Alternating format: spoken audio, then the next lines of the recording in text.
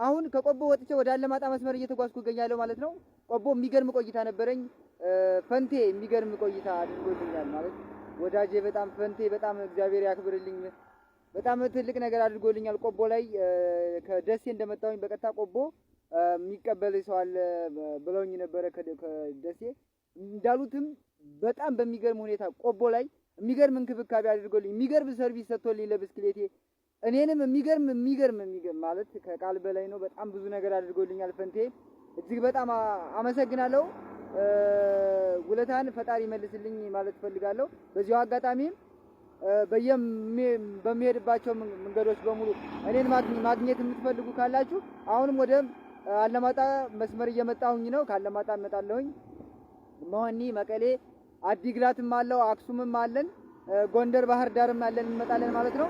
አሁን የሚገርም የቆቦ እንትና አድርጌያለሁ፣ ቆይታ አድርጌያለሁ። በጣም አመሰግናለሁ ፈንቴ፣ እግዚአብሔር ይስጥልኝ ማለት ፈልጋለሁ።